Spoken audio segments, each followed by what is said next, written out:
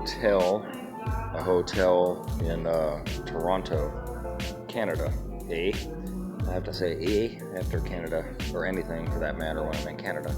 How's it going, eh? Massive 24 by 4 foot look-alike marble tile. Done very, very well. I like it a lot. In fact, even the cuts over here, cuts are okay. And it's all flat and level, and all these pillars have the tile going all the way to the ceiling.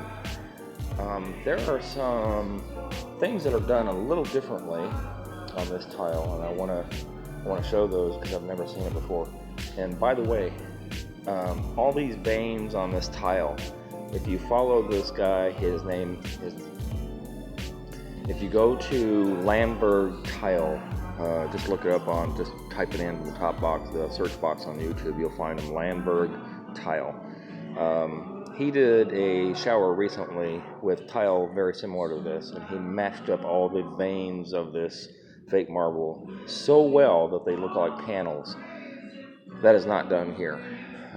It should have been done here because look at that, you have a replication of the pattern right there. Those two tile in the center are replicated, and yeah, it takes a long time to match up the veins, but it can be done, and Mr. Landberg did it very well. Anyway, getting back to some of these anomalies, there's a transition strip on the corner which I really like. It transitions from the left side to the right side. They did a 45 cut here. They could have put one of those corner pieces in here, but it's okay. I don't have a problem with that. Looks nice. But as we go further into here, and by the way, these pillars also got the same transition strip to make it nice and flush and even going both ways. Just a lot of tile. Big tile too. And same thing on these pillars. They did a little 45 cuts here to kind of end it off. Not bad. But as we get further in, look at how much of this tile is in here. It's just, even on the front desk area, just a lot of tile. As we get further in, and I don't know if it was a different contractor, they have a transition on the top of this little kick plate on the floor. Oops, look at that. Look on the floor how the tile gets thicker and thicker and thicker. It gets to about 3 inches down at the end. But down here it just kind of disappears to nothing, which is okay. Just noticing stuff like that is what we do, what tilers do. They even cut around with this transition, they cut around that transition. So they somehow, I don't know if they got a coping saw or what, but they made it happen, which is okay. And then you get further down the hallway. Oh my God, this is a lot of tile. Can you imagine? This took weeks and weeks to set all of this tile. And we get further down the hallway, and then we start seeing kind of some weird stuff. And what I mean by weird is things that I haven't seen. Where am I seeing it at? I saw it in the dining room. I saw it in my room.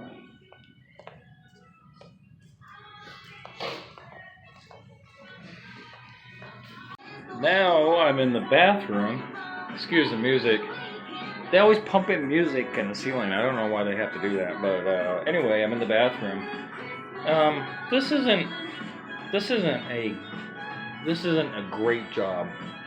If I were working for somebody, have the side lippage. I've never really seen side lippage before. Yeah, I wouldn't do that. I'd make the tile closer. They made it closer here, but not down here. I'm really fascinated by the bend that they do on the transition strip. Like, how do you get a bend there? A corner piece would have been appropriate. They have a try, for lack of a better term, a try corner piece that would have fit there perfect.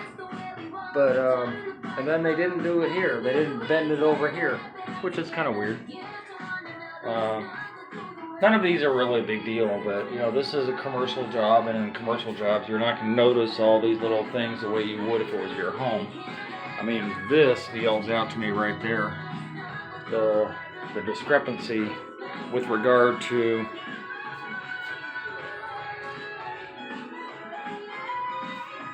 there's another bend up there, the bend of the transition. I'm going to try that one day, see if I can bend it enough to make that happen. I don't know if it's a good idea or not. They kind of messed up there. They kind of ran out, so they put another little piece in, but they didn't marry them together very well. And then they didn't put one on the top of here at all. Look, toilet just flushed. Yeah, so there's no transition on the top, which would have been, I guess, considering all the transition that they use. Look at this. Even on this piece here, they bent the transition, made it almost flush down at the edge here, but failed to make it flush at the top. It's a closer look. A closer look at tile is where you notice all these things. And as I said, you know, it's a commercial application, so in the end, it's not a big deal. People aren't going to be looking at these applications so hard that it matters, you know, in a commercial application. I wonder why this one's popped out. Again, transition at the top here, but then just nothing that just stops. And that's kind of weird. Like, why wouldn't you not just continue transition all the way around? But, you know, just another, like I said, a closer look. I think anytime a tiler stays somewhere and notices the tile, he always, you know, people get on to me about critiquing other people's work a lot of times, and it's just, to me, one of those fascinating things. How does the other guy work? How does the other guy do things? Like the drain, for example, you know, like right in the center of this huge 2 foot by 2 foot tile, they did a really good job cutting around a circle on it, probably using a grinder on it.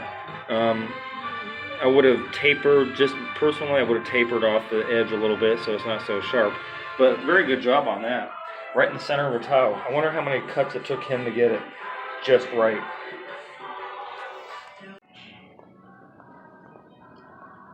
Massive hallway. Massive area.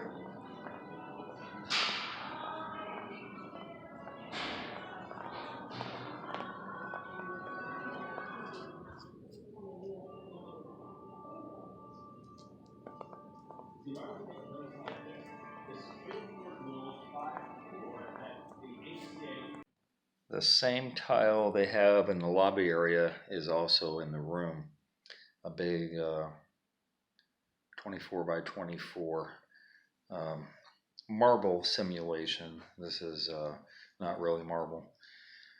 What I have to say about this, if I were doing a large area like this guy did here, I would probably do the best I could to line up all the veins as perfectly as possible. And so there's a couple little areas where it looks like he maybe tried, but not to the extent that that I was telling you about Lambert. Anyway, here's a shower, and it's a nice shower. People often ask me on my videos, do I like the prefab shower pans? And no, I personally don't, because I just see there being a problem in the future. In a hotel application, no issues with it. In fact, it's probably better to have something like this than it would be in your house. If something happens where this fails, but yet your walls are okay, getting this out and trying to redo it, it has a lip under there where the tile sits on top of, very similar like a bathtub. So getting this out and redoing it is going to be very problematic. In a hotel, not that big of a deal. They're going to take the time to make it happen if something should fail on this. But you know, again, it's just a personal observation. Through the years, I've taken out many of these fiberglass pans. I like the little drop down though, where the drain's at. Kind of collects the water in its own little area. Another thing I like about here, the math on here did not work. So this guy knew it. And what I think is really cool, there's a lot of tilers who get focused on splitting the difference with tile. So they'll have one little sliver cut here, one little sliver cut. And when I say sliver cut, it could be 2 inches or 4 or whatever. But I don't like it. I don't like that split up. I honestly don't. I would rather have a full piece when you first walk in that you see a full piece. And then if you have a larger piece on that side, then it is what it is. That's just my personal opinion. In this case, this guy was smart. He knew he was going to have 2 pieces of equal size going to the left and right. So instead of splitting the difference, he just put it in the middle. And I think it looks outstanding in the middle. I think it's a lot better look than off to the sides. That's just my opinion. So anyway, now he has full pieces on both left and right wall, and both left and right wall over here, and then the difference is over here. One thing about the transition strip that he used here, pretty good size bump out. Whoops, a bump out with the transition strip. And I just recently did a video on how to install a transition strip, and the reason that I do it afterward is so that you don't end up with this little conundrum. The way I do the transition strips. Now, he could have gone to a smaller, like, you know, well, no, that's not true. This is the smallest one. Wow. I wonder how he managed to get this on the wall so flat and so well done. But yet, he couldn't take up for the transition. But anyway, yeah, maybe I would have done something different here. I'm not sure. I don't like this, even though this will never be seen and it's innocuous and doesn't bother anybody.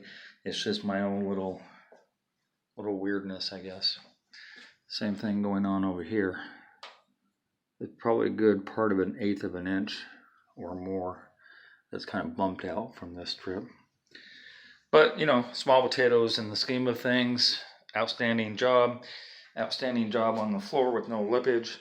As again, you know, what I said before, making the veins match as best as possible is something that I probably would have adhered to if somebody handed me this stuff on a large area.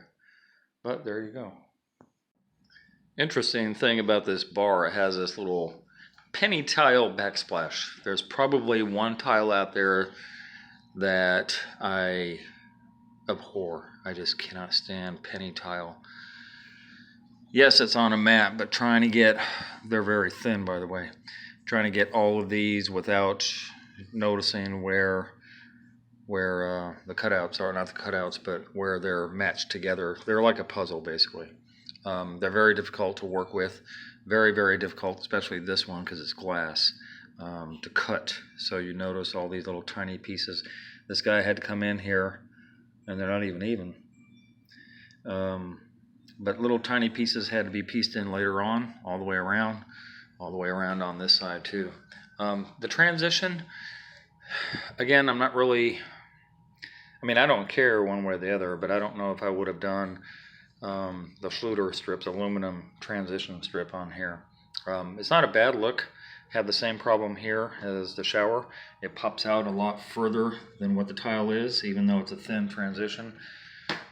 This tile is literally meant to be stuck to the wall, and people have wanted it in their shower before, their shower floor, which I would never ever contemplate doing on a shower floor. But yeah, and then look at this. They bent the transitions. I just love this. I've never even thought about doing that.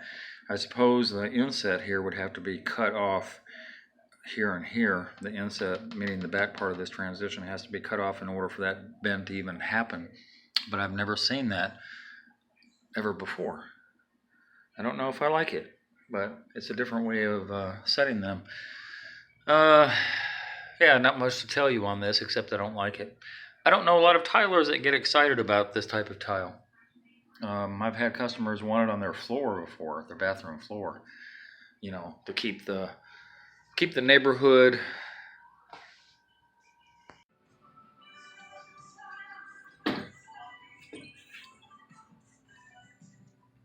Look at this. This is probably in excess of 5,000. I'm going to say probably 5,000 square feet of this plank tile. Just perfectly done. There is no lippage. it's all staggered at 1/3 like it should be. And it's just excellent. Things that you know, if you came into this hotel, you wouldn't even notice. But I noticed. And then look at on here, herringbone. Herringbone, which I hate doing all over here. It's really nice tile too. It's got a sheen, it's shiny, but very well done also. And then on the wall, look at this mosaic. Love it. A lot of mosaic, but very, very nicely done. And then look at this pillar. All it is a pillar, but they decided to do this very small format, very, very small format herringbone. Now, I will say this, they didn't put in individual pieces in here. This is a mat. This was originally a mat, but it is herringbone, and it's a lot of tile. And they did the same edging, the trim along here, which is a lot better than I saw in the bathroom. But there's a herringbone on the counter, just like on that counter back over there. Very, very nicely done tile here in, of all places, Toronto, Canada. I hope you enjoyed that video. If you did, then subscribe. Hit that button and subscribe. I make nothing off of YouTube, so please be a Patreon member. I'm going to post a link down below to my Patreon account, and you can donate $1, $5, $10, $20 a month. Just pledge that on a monthly basis. That will help me produce more videos and content so that you can watch and learn from my channel. And donate at least $50 if you're going to call. If you're going to call for advice, donate to my PayPal, please. Donate first, and then feel free to call me or email me for advice. Otherwise, business calls only, please.